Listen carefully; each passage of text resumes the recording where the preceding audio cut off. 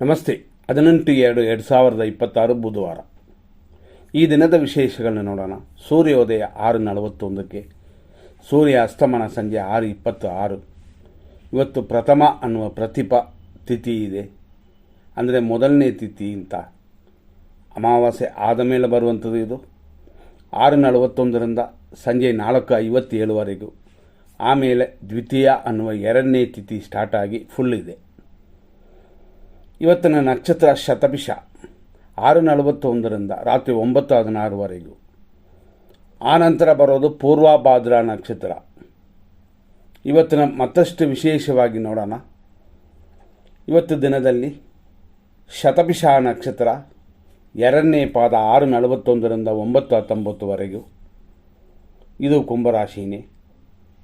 ಇವತ್ತೆಲ್ಲ ಕುಂಭರಾಶಿ ಇರುತ್ತದೆ. 9:19 ಮೇಲೆ ಮಧ್ಯಾಹ್ನ 3:18ವರೆಗೂ ಶತಭಿಷ ನಕ್ಷತ್ರ ಮೂರನೇ ಪಾದ. ಆನಂತರ ರಾತ್ರಿ 9:16ವರೆಗೂ ಶತಭಿಷ ನಕ್ಷತ್ರ ನಾಲ್ಕನೇ ಪಾದ. ರಾತ್ರಿ 9:16ರಿಂದ ಸುಮಾರು ಲೇಟ್ ನೈಟ್ 3:12 ಅಂದರೆ AM ಪೂರ್ವಭಾದ್ರಾ ನಕ್ಷತ್ರದ ಒಂದನೇ ಪಾದ. ರಾತ್ರಿ 9:16ಕ್ಕೆ ಶತಭಿಷ ನಕ್ಷತ್ರ ಮುಗೀತದೆ. ಆನಂತರ ಸ್ಟಾರ್ಟ್ ಆಗಿರೋದೇ ಪೂರ್ವಭಾದ್ರಾ.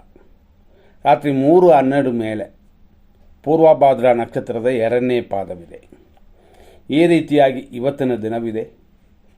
ಇದರಲ್ಲಿ ಈ ನಕ್ಷತ್ರ ಬಂದಿರೋದರಿಂದ, ಶತಭಿಷ ಮತ್ತು ಪೂರ್ವಭಾದ್ರಾ ನಕ್ಷತ್ರ ಬಂದಿರೋದರಿಂದ ಅನುಕೂಲವೂ ಆನಂದವೂ ಇದೆ. ಆನಂತರ ಬಂದಿರುವಂಥ ಪೂರ್ವಭಾದ್ರಾ ನಕ್ಷತ್ರ ಕೂಡ ಧನಪ್ರಾಪ್ತಿ, ಅಮೃತ ಕೂಡಿ ಬಂದಿದೆ. ಆದ್ದರಿಂದ ಇವತ್ತಿನ ದಿನ ಶುಭ ದಿನ. ಆದರೂ ಪ್ರಥಮ ಅಂದರೆ ಪ್ರತಿಪಥ ಇದು ಇರೋದರಿಂದ ಅಲ್ಲಿಯವರೆಗೂ ಶುಭವಲ್ಲ. ಅಂದರೆ ಒಳ್ಳೆಯ ಕಾರ್ಯಗಳನ್ನ ಮಾಡ್ತಾ ಹೋಗ್ಬೋದು.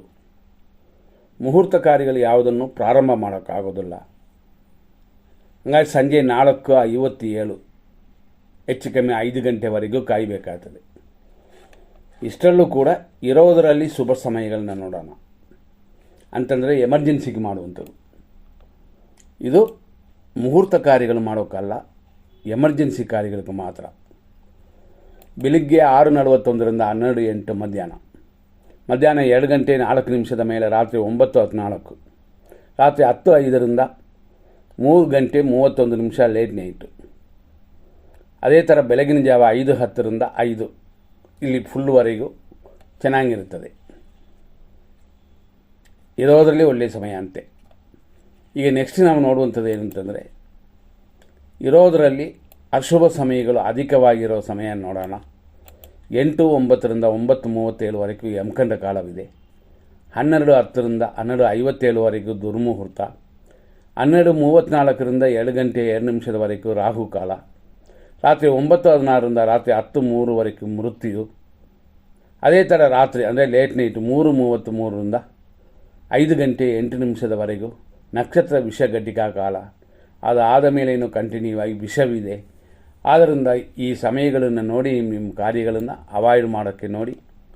ಶುಭ ಸಮಯದಲ್ಲಿ ಇರೋದಲ್ಲಿ ಶುಭ ದಿನ ಅಂದರೆ ಶುಭ ಸಮಯ ಅಂತಂದಾಗ ಇದರಲ್ಲಿ ಇರೋ ಒಳ್ಳೆಯ ಟೈಮ್ನ ಮಾತ್ರ ಉಪಯೋಗಿಸ್ಕೊಳ್ಳಿ.